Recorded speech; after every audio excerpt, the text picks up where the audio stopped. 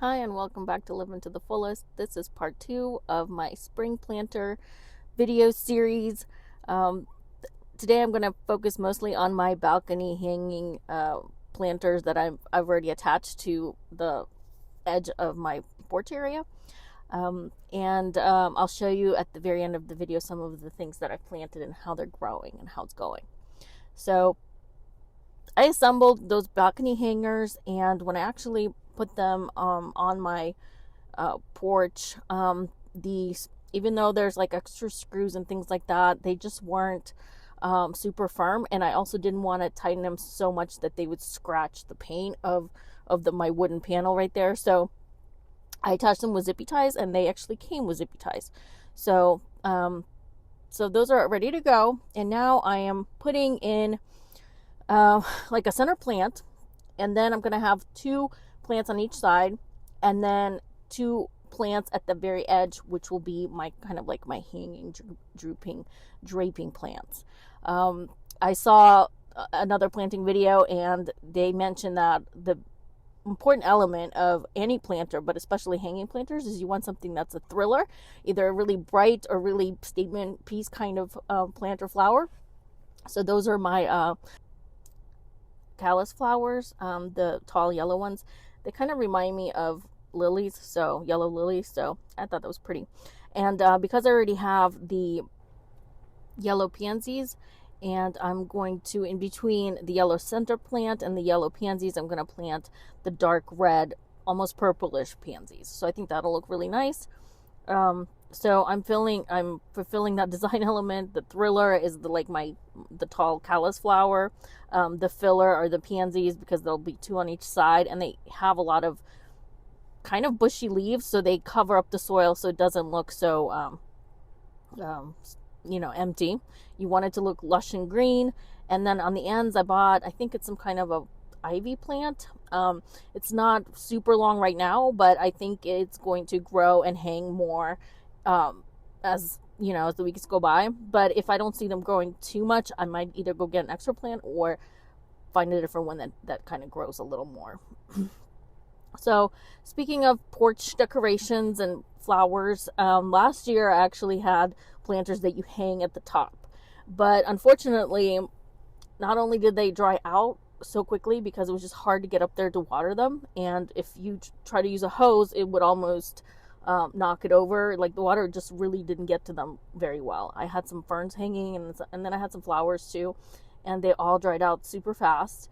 And then also where I live, there can be a lot of big storms, heavy winds, so they would just kind of always get knocked around. Like, they would just be like to the point where soil was spilling out of them. So that was really inconvenient. So I abandoned that idea, and this year I decided to just do the balcony hangers. They're easy to attach. It's just a zippy tie. I can clip them off, dry them off, and put them away in the winter season, and then replant them the following spring. So after I watered them and cleaned up the edges, this is what it looks like. I think they look cute. I've never, anywhere I've lived before, not even in apartments, had a hanging planter like this before.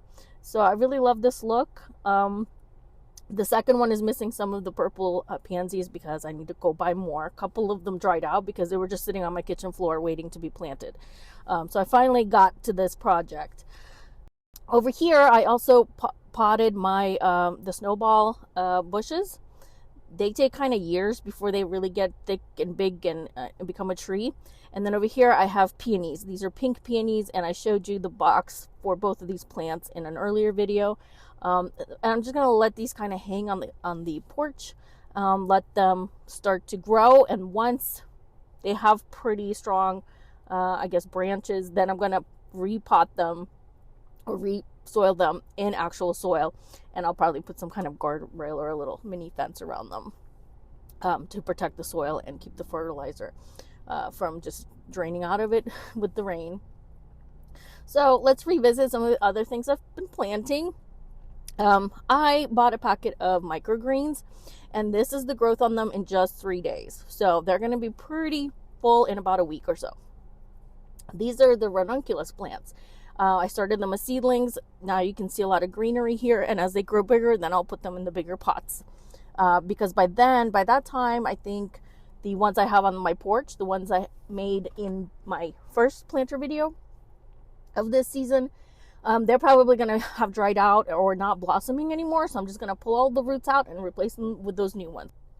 Here are just store-bought green onions, and I cut off the tops for salad, and I just save the roots and I keep them in a glass jar until they start growing bigger, and then I'll repot them into a separate planter. This is store-bought basil, and I also separated them, and if you change the water out, it should still continue to grow and continue to stay alive. And then I will also repot that with some other basil. If these don't grow fully and they kind of die off on me, then I'll just go buy another store-bought basil potted, either at a grocery store or at like Lowe's or Home Depot. I also have cucumber seeds. I bought one little packet at Walmart, picked it up somewhere. I just kept it for about a week in a basically just a wet paper towel on my counter. You don't even need to keep it anywhere warm, and it already started sprouting. So I'm gonna try these different seed starting trays. These are peat cells, and I'll just fill them with my own soil that I have and my own fertilizer. And these don't come in those black trays with the lid. I find that I didn't really need them. Now it's warm enough for me to kind of start these already outdoors and just leave them kind of on a big baking tray to catch water. And I don't think it needs the greenhouse effect at this point. We're in April, and so I'm gonna grow the cucumbers in those trays and see how that goes. Sunflower seeds, I showed you how I started those as well. We started them in a little bit of water, and then as soon as they started sprouting, I put them in the soil, and look, they're already green and ready to go. So I'm hoping I'm gonna get a tall sunflower this year. I'm hoping at least 4 feet. I'm excited about that. Revisiting the little mini herb garden I planted, you can see the lettuce is growing much bigger. We've been eating it, grabbing just the big leaves off, and the colored lettuce is also growing well. Parsley has come in a little bit more. And because both of these lettuces are growing kind of fast and big, I'm considering getting a garden bed, and that might help the cucumbers thrive a little better, basil plants, and also the sunflowers that I showed you. So lots of planting still ahead and lots of planting. So stay tuned for more. Today's video is just short and sweet, and as always, thank you for watching, and I'll see you in my next video. Happy planting.